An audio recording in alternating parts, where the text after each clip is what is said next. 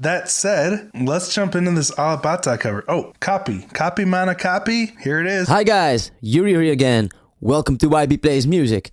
So today I'm gonna react to another one from Alip, being Sweet Child of Mine from the Guns N' Roses fingerstyle cover, of course. Let's get into this.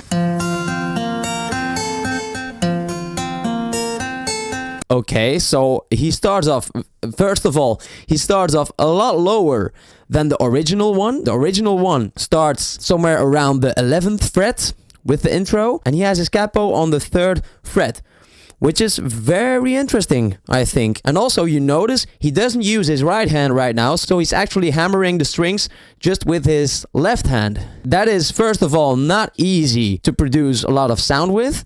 Second of all, it's not easy to play that clean, because you have to make sure not to hit the other strings while hammering down. And the timing, because you're not only hammering it down, but you have to pluck it kind of when you pull it back from the string as well. I mean, in most cases. Let's hear that again.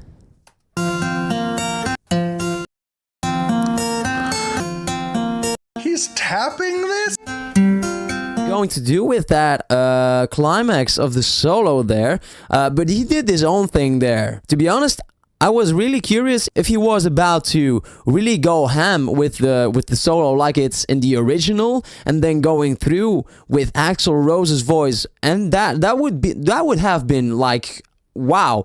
I was really thinking, how is he going to do this? And he ends it after the solo right here. I'm not sure though. Aren't you guys pretty curious what he would be able to do if he does the rest of the song there? Oh, this is a little bit of a tease, I think, because I would have loved to hear him play the whole solo through with all the vocal parts that come after that, because that's such a high part of the song as well. Oh man, I don't know which one I'm going to do next though, but Sweet Child of Mine is probably one of the enough to play with a in this.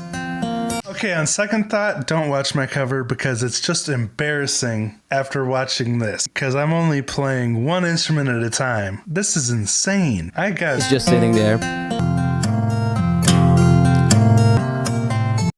What?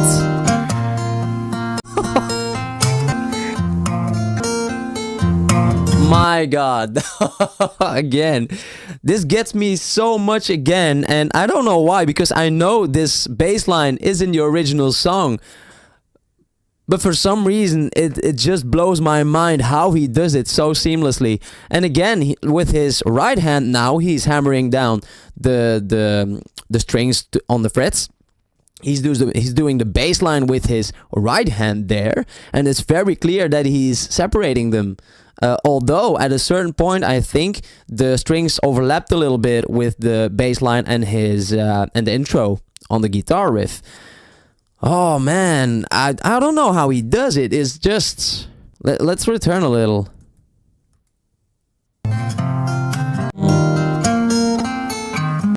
Yeah, it starts to overlap. Not only is he playing this crazy bass and lead part together, but he's also doing the percussion, and now he's about to start playing the lead vocal melody. This is so crazy.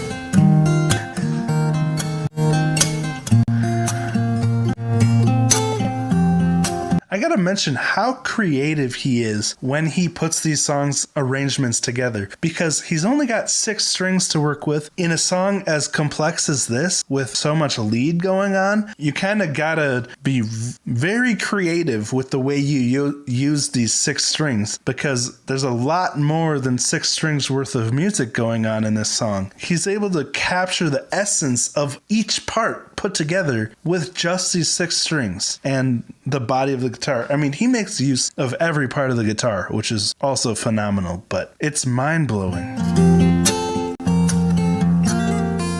Style in his playing.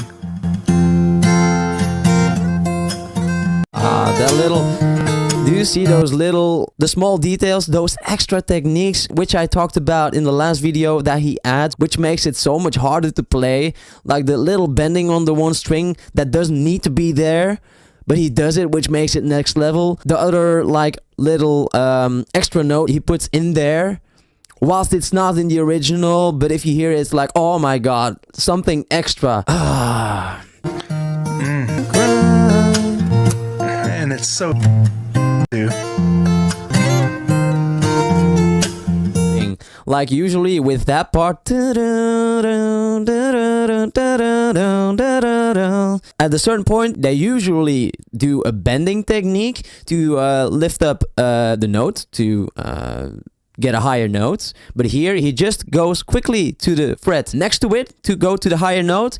Probably also because, first of all, on an acoustic guitar it's much harder to do a clean bend on the strings. They're much stiffer and harder to bend. Plus it's in the beginning next to his capo, which makes it even more difficult to do these bending techniques. So probably that's why he just does this swift movement towards the fret next to it. If you hear, it's very subtle. It's very subtle.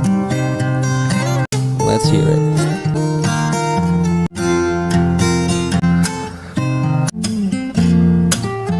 Of the song. Of every part of the guitar, which is also phenomenal, but it's mind. It's in there.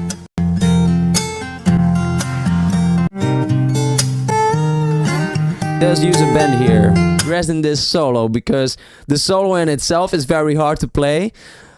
Adding anything else to that is I mean, I'm gonna find out. Let's just return a little towards the beginning of that song.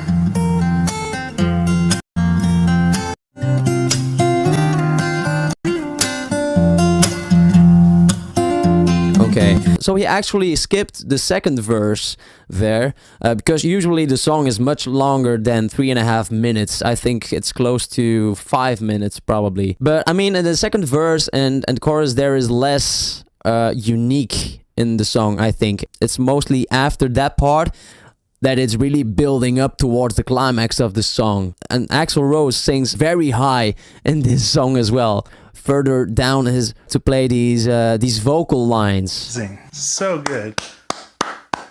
I did not realize how blown away I would still be by his guitar playing, because I'm like, I already know he's a genius and incredibly talented, but that still caught me off guard with how good it was, especially tapping that intro lead part so nonchalantly.